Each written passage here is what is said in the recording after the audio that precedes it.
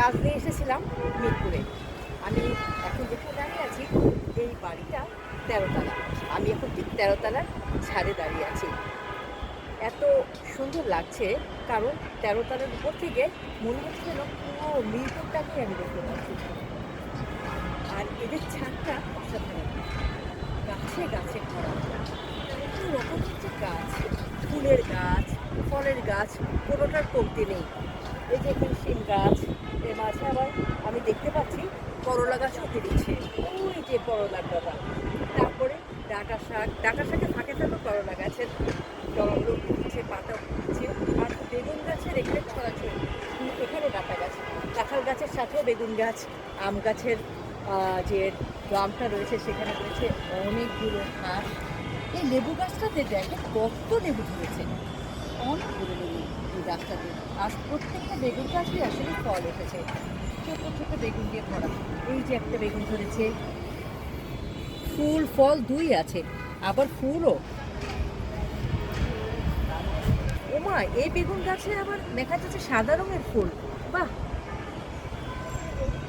তাহলে কি বেগুনগুলো এটা সাদা রঙের না? তো এখানকার বেগুনগুলো কিন্তু এই যে বেগুনি রঙের।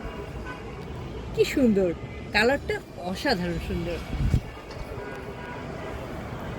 পেয়ারা গাছও আছে। ও মা, দারুণ!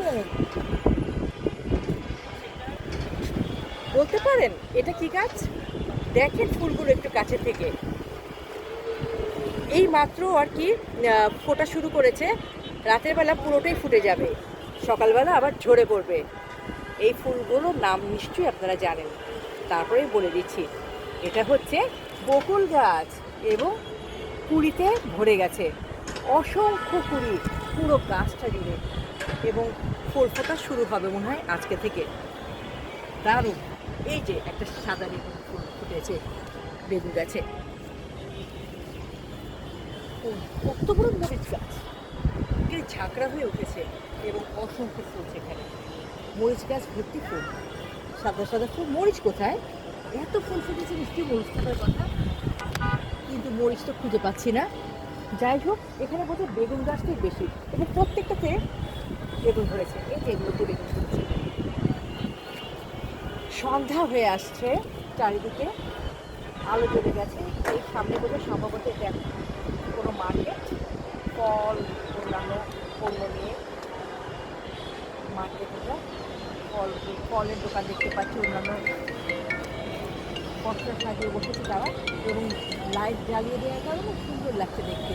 হ্যাঁ, সজনে গাছ, একটা মেহেদি গাছ, কি নাই এখানে, চমৎকার। আবার নিচে যা দেখছি, নিচে কিন্তু আরো সুন্দর। নিচে আমরা দেখতে পাচ্ছি অনেক অনেক গাছ, পেঁপে গাছ থেকে শুরু করে নানা জাতের গাছ।